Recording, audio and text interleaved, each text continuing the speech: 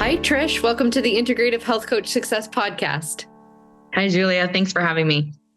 Yes, our pleasure. I'm really looking forward to our conversation. I've gotten to know you a little bit through our most recent Centurion program, and I'm really looking forward to our conversation to get to know you a little bit more. So what I would love to do to start is, could you share with our listeners a little bit about what you're currently doing with your IHP certification? And then we'll back it up a little bit, talk about how you got there, because I think it's pretty interesting story, and we'll kind of talk about a few other things certainly along the way. But what are you currently doing with your IHP certification? Sure. So I'm currently seeing clients in my private practice, and now recently doing some lab reviews for Equalife.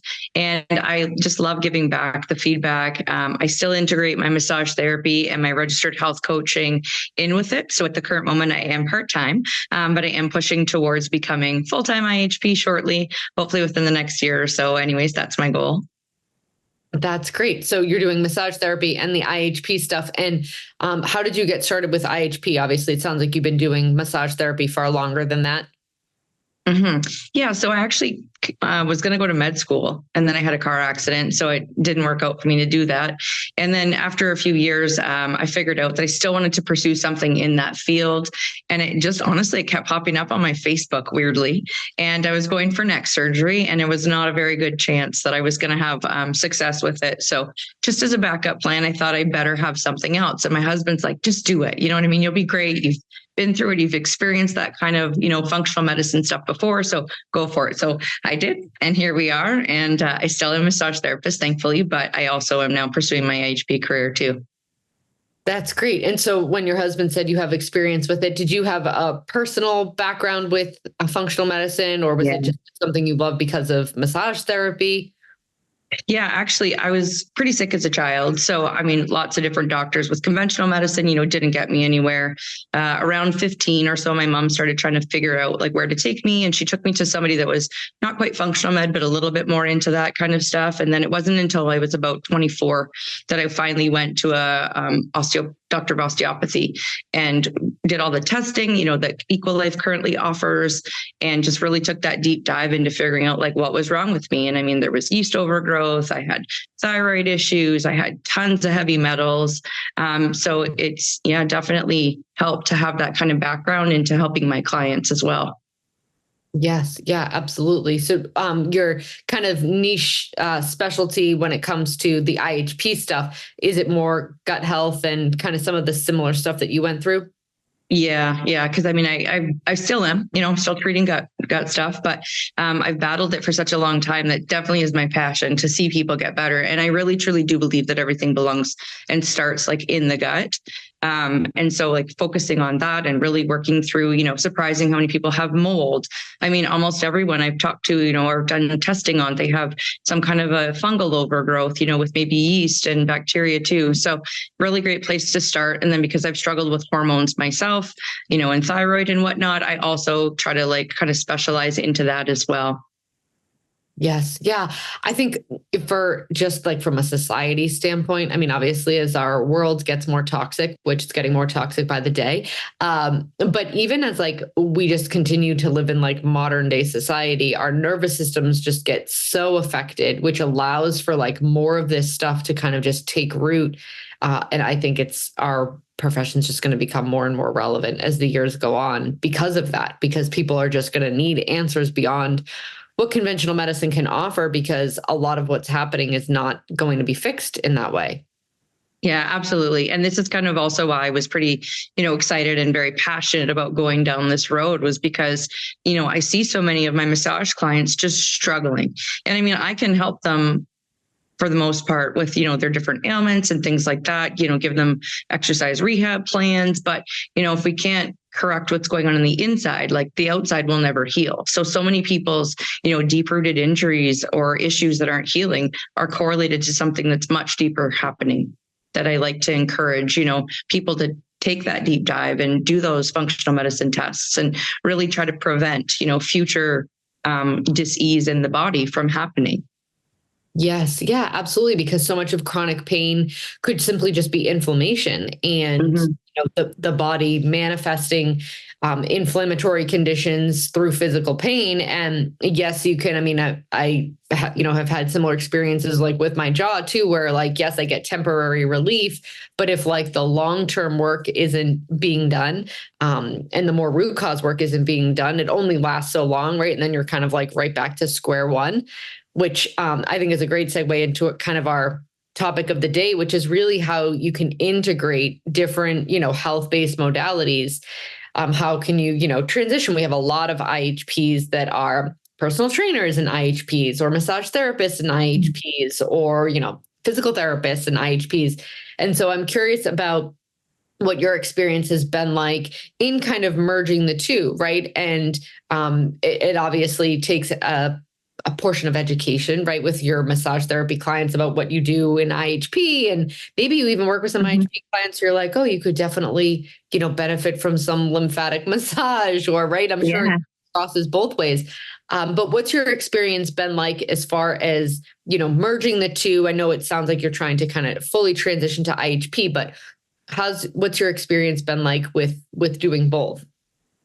It's actually been really good. My clients, as soon as they find out, that I have this little tidbit of knowledge, they're like, oh, like I have this going on. Like, what can I do? So we're literally in a massage session, casually just chatting, about, what different supplements can do and different things like that. And then, of course, being a registered profession, I do have to require them to come back and make like a separate appointment for, specifically IHP, but, bringing in from mastery, like the life coaching skills, like just getting people to create better habits, like that they're doing that correlates to why their injuries or their problems that we're coming for massage for, so lots of different tidbits of information that I've learned through IHP, definitely helping those clients and getting a little bit more knowledge for them just to understand their body better. Because I really believe in teaching people like about their health. I don't want to just sit there and, spew to you, this is what you need to be doing without explaining the why.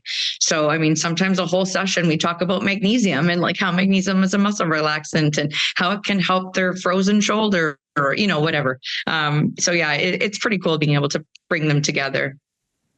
Yes. Yeah. And I would imagine that if somebody's there for a massage, they at least, believe in treating the body with somewhat of care, right? There's, I think, at least a little segue for you to kind of know like, okay, they're, wanting to feel better.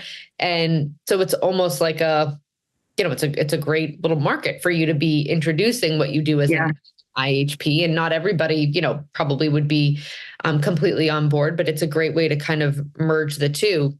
Do you find that a lot of the clients who you have been doing massage with for, a long period of time, that they are interested in the IHP stuff?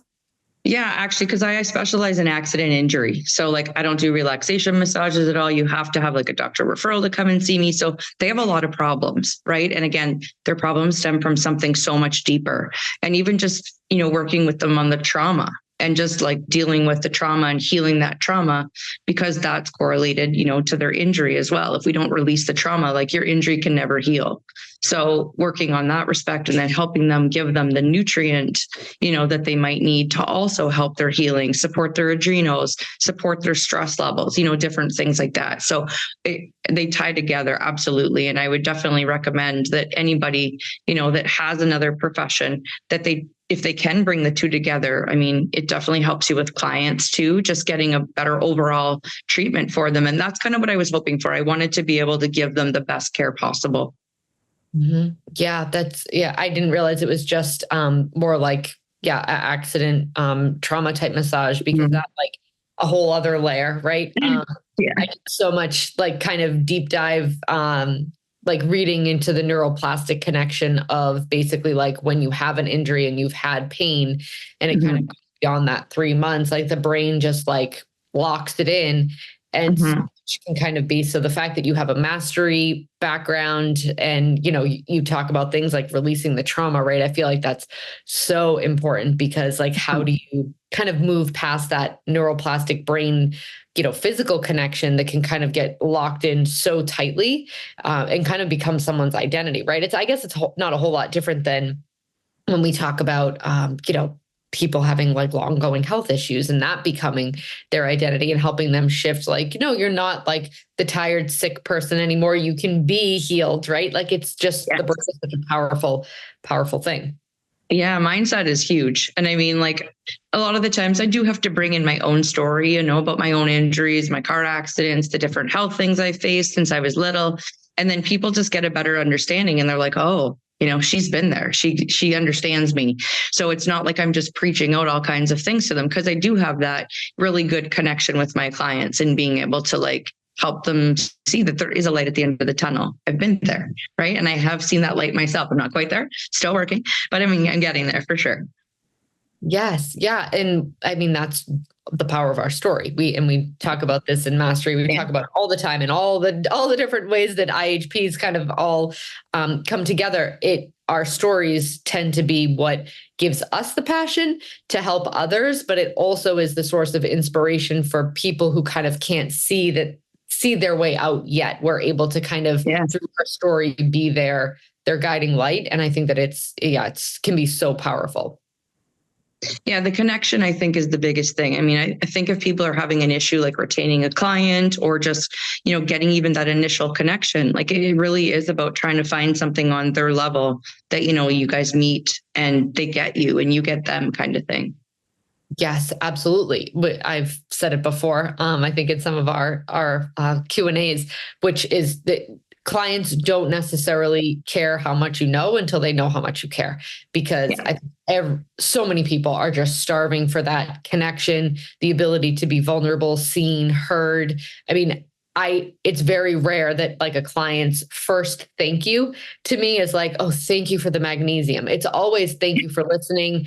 Thank you for, taking the time. Thank you for, it's always the piece of like what they got, even more from just a supportive aspect. Yes, the magnesium helps. Yes, like more sleep is good. But it's oftentimes so much like just thank you for listening. Thank you for being there. Thank you for, being able to trust. Yeah. And that is truly what like drives the human connection and then the trust to then take the relationship with the coach that much further.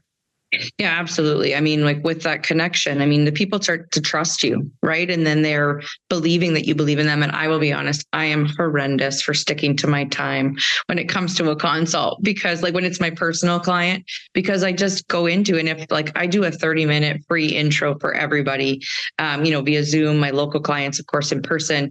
And I mean, I can tell you there's very few times that I stick to that free 30 minutes. It's probably like 45 to an hour if I have the time, because they're just finally getting somebody that they can actually talk to and feel like they're being heard. And I mean, that's where I want to be that person for them, right? That's the point of being a health coach, is so that you can be that person for your person. Yes, absolutely. Yeah. Because it's what conventional medicine is missing most oftentimes is the ability. Yeah. We're allowed to talk about one appointment. Like you get one thing in your appointment here. So like everybody thinks Canadian healthcare is amazing, but like our doctors let you talk about one thing. So whatever you booked your appointment for, you go in, you talk about that thing for 5 minutes, you're out the door. That's not all right. Like it's not good for people. So like if you have headaches and insomnia, you get to talk about only headaches. Maybe they give you 2. Some doctors give you 2 things. They actually have signs posted on their door that say 2 complaints. Oh my word. Yeah. I mean, and I guess I'm like, I wonder what's worse, like being that direct and like you get 2 complaints, or the US healthcare system, I feel like is, they kind of make you think that you can come in and they're going to help you, but they don't. So it's like, I don't know what's worse. I don't know which one's better. And not that, again, because that emergency medical care is definitely necessary. But when it comes to chronic health conditions that have a root cause, conventional medicine just falls short. And it's, you get bounced around. You see like somebody who's going to take your blood pressure, and then somebody else comes in and no one's talking, no one's, putting all the pieces together. And that's the beauty of health coaching. Yeah, exactly. For sure.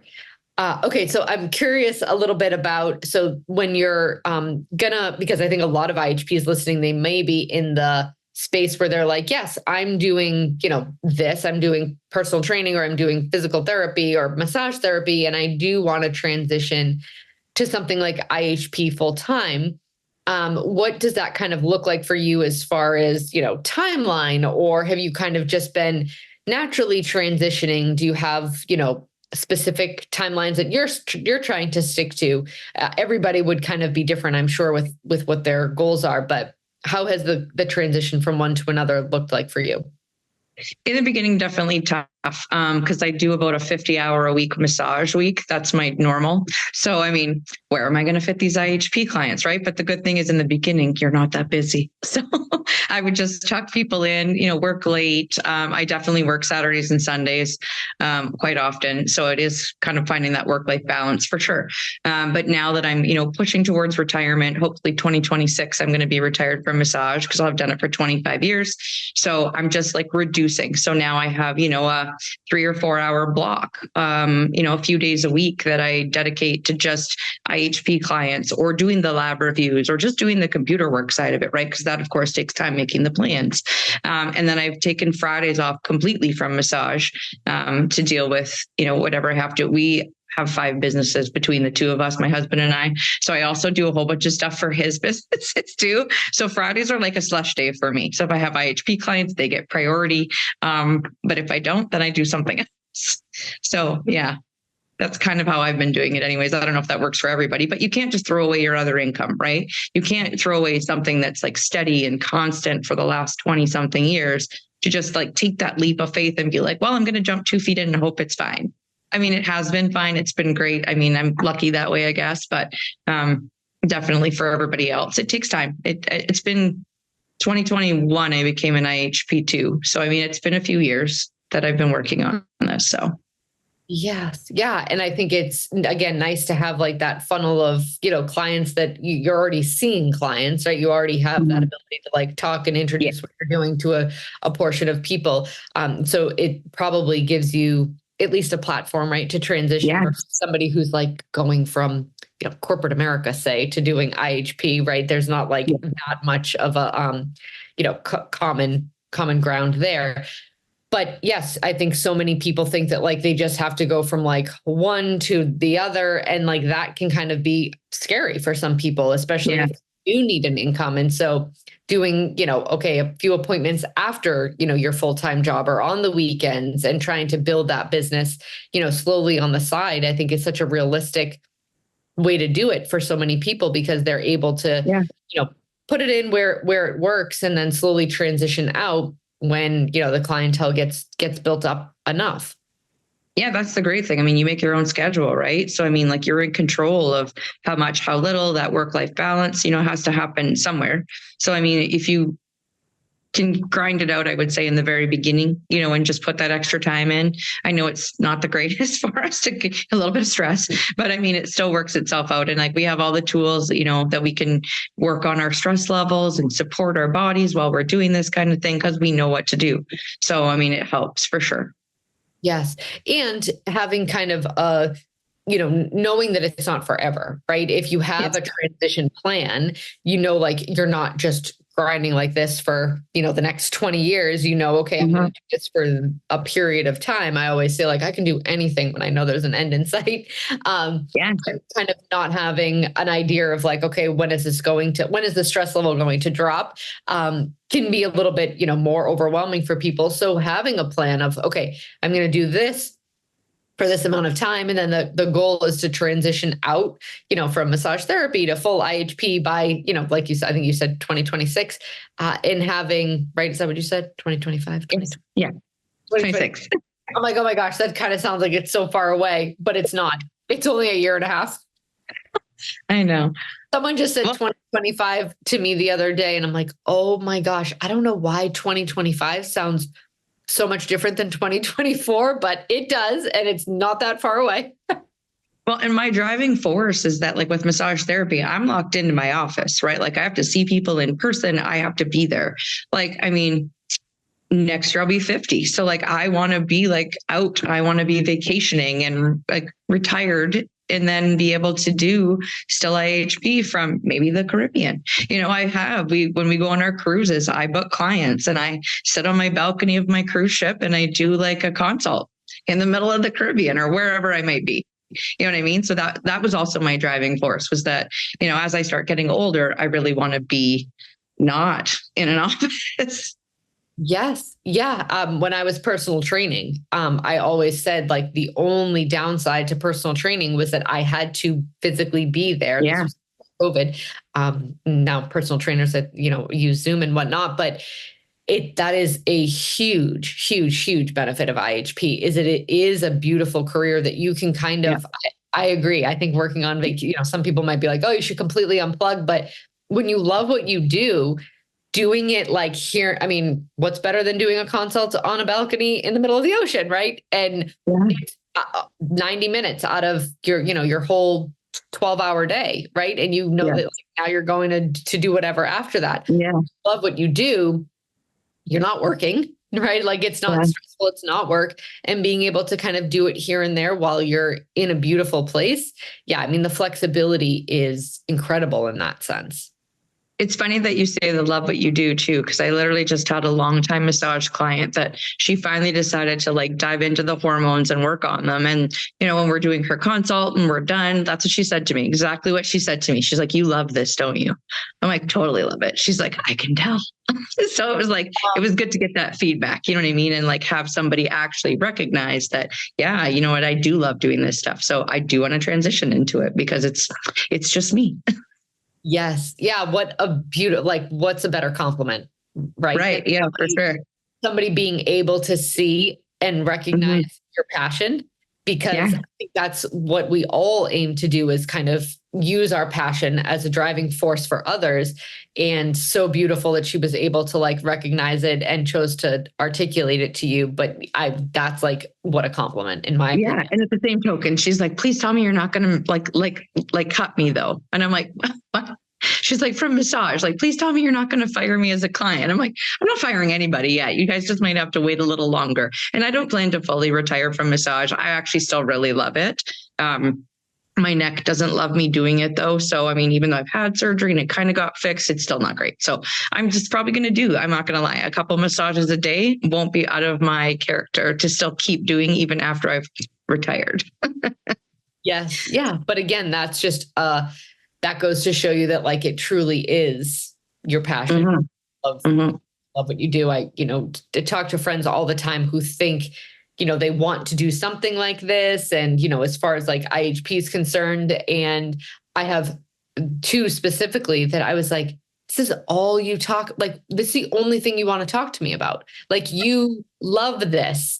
It would like, you should do it. It's something that is just like part of who you are. When your career is something that you're up researching at night, or you're reading about, or you're following accounts on, whether or not it's your career or not, you're going to choose to do that. That's the thing you should be doing. Right? Yes. Yeah. Because it doesn't feel like work. It doesn't feel like stress. It just feels like part of who you are, which you kind of, I think, said those exact words. Yeah.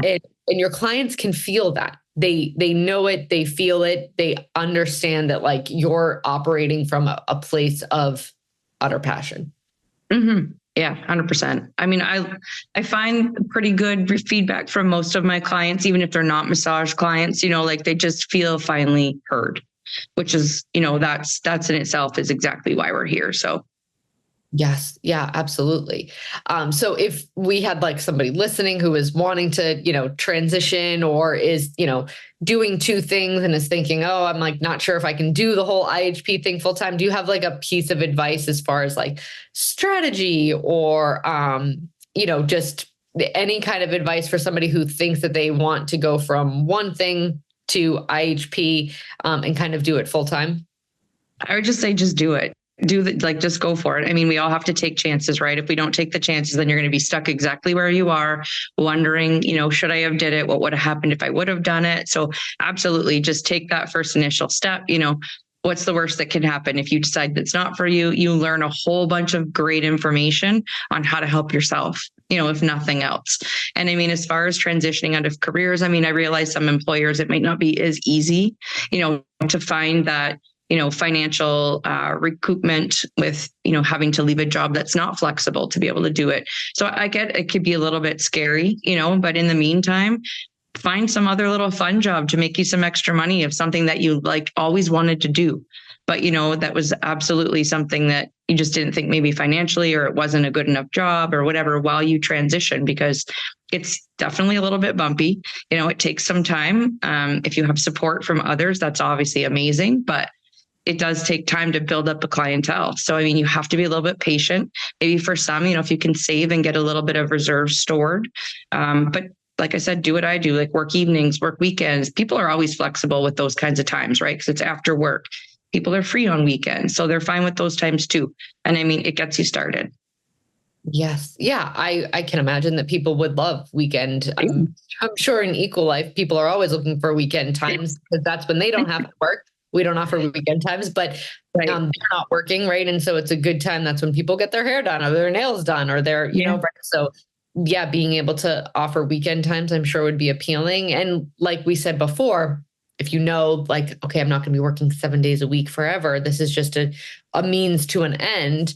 It can kind of be a little bit more, it doesn't feel as overwhelming, I think. And I don't find, to me, like doing the IH, like I don't find it feels like work.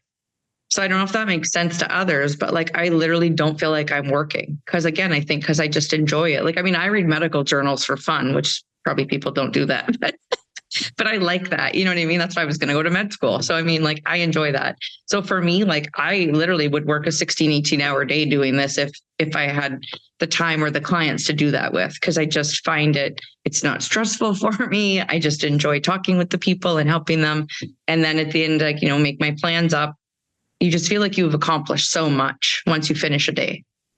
Yes. Yeah, absolutely. And I think, Dr. Cabral, he's a prime example of, I feel like he's always reading some, like his research, like he truly loves it. If tomorrow, like our career was wiped off the planet, he'd probably still read everything he was, right? Like it's just part of, and I think so many IHPs are similar in the sense that it does feel not like really hard, stressful work. Mm-hmm. And the perspective is super important too.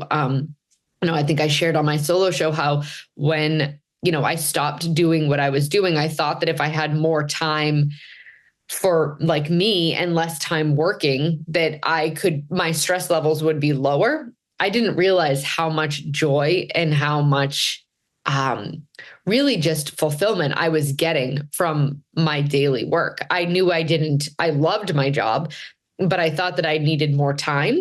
And more time didn't necessarily mean that I felt more fulfilled. In fact, I missed kind of that at the end of the day, that purpose. And I think so many of us are driven by purpose and fulfillment and having something that we're like contributing to. I think it's human nature to want to do that, right? Kids are a prime example of that. I think it's like super innate.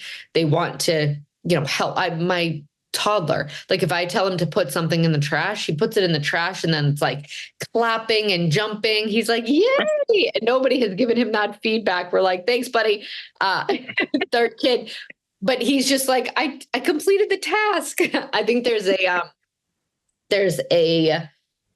maybe it's a childhood psychologist or somebody, I've heard the saying, the task is the reward, specifically when it comes to the kids, right?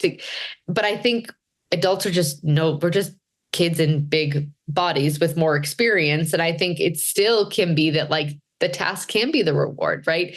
Helping the client, feeling like you're making a difference and you're kind of part of something bigger. I think we underestimate how important that is for our own well-being when it's done in a, really healthy way. For sure. And conventional medicine has its place, but like how many people do you know that they are still stuck with their same issue, right? Their symptoms are maybe better, but their issues are still there, and then now we have this knowledge that we have about, diving deeper and finding that root cause. Like, it's just having that motivation literally to like, fix people, sort of, if you want to use that term, is always been my driving force, right? Just to make people feel the best that they can feel. Cause I know without the people that I've been with, for practitioners, I would definitely not be where I am. After my accident, they basically told me to live on a couch on narcotics for the rest of my life. And I would never work, never do anything ever again. And I was like, I'm not okay with that. You know what I mean? That's just me. I have that driving force behind me. But I mean, but that's what conventional medicine did to me. And I was like, no, there's got to be something. You know what I mean? Like, don't get me wrong. I definitely had brain damage. I mean, I lost a couple of years of my life. I don't remember. Lots and lots and lots of work. But again, feeding my body proper nutrition. You know what I mean? Going to see all the different therapists of all different kinds and types that I might have needed. But the functional medicine side of stuff is what really, I think, helped heal the bulk of, my injuries and issues and stuff, because I was feeding my body like what it needed at that time. Yeah, absolutely. Yes. Like omegas were my best friend. You know what I mean? I just piled in the omegas for my brain. I'm like, oh my God, I got to get this brain better. So I just kept pushing them in. Yes. Yeah. And the mindset, the ability to, it sounds like you really weren't compromising, right? Like you were like, actually, we're not going there. We're going to go here. And there's kind of no compromise. And that, that resolve takes certainly a certain kind of personality, a certain kind of, soul determination, but it can be so inspiring for others, right? It's when you share that story with clients or anybody that needs to understand, like your circumstances are circumstances, but there's so much we are in control of when it comes to what we choose. And our issues don't define us, right? Like we choose what we make and like every morning I just wake up to be like happy to be here for the day, because I shouldn't have been here. They said, we're not sure how come you are here still. I was like almost internally decapitated. So like, I just take every day, like one step at a time. And I'm like happy to like just do everything that makes me happy. So now I've gotten it to the point where like, I don't do things that don't make me happy. I don't go with people that don't make me happy, because I want to live my very best life. So from the nutrition side of it, from the like psychological side of it, from every side you can picture, and I'm also Capricorn. So I'm super stubborn, like super stubborn. So I have a Capricorn sun. Oh, good luck. Yeah, good luck. My gosh, yes, he can be stubborn. He's like super sweet, but yes, like, and I don't know a ton about Capricorns. I don't. We're very driven. Yes, yeah. Oh, that's so funny. Yeah, and the truth is when you're kind of back is against the wall, as close as it sounds like yours was, right? It gives you a completely different perspective on what it means to live, honestly. It sounds like you're pretty close to, and when you have the chance, when like you're an able-bodied now and you may not have been in this place, it's kind of like, this is, what else are you going to do but completely live your life to the fullest and help others do the same, right? Well, last year I even went back to playing hockey. So I've played hockey for a long time, and then I had to quit because they're like, one more head injury, you're going to be a vegetable. And I was like, oh, okay, I better stop. A little bit of me was like a little bit realistic. And then after I got the plate put in my neck and the new discs, I'm like, well, I feel pretty good. You know what I mean? So I'm like, I'm going back, because I can't have anything hurt now. There's a plate in there, right? So it's good. I just try not to hit my head. And that's it. I'm like, I need to enjoy life, right? And I love hockey. So that was one of my passions. So I went back to it. It was really hard going back after 12 years, just because I'm not in shape, but it's okay. You know what? I took that step, and I'm going to keep on playing now. Oh, good for you. My Capricorn plays hockey too. So there you go. You have, and we underestimate, again, as adults, just because we're not kids anymore, we underestimate the beauty of play. My interview that I did on Tuesday, it will have aired by the time ours airs, with Taylor.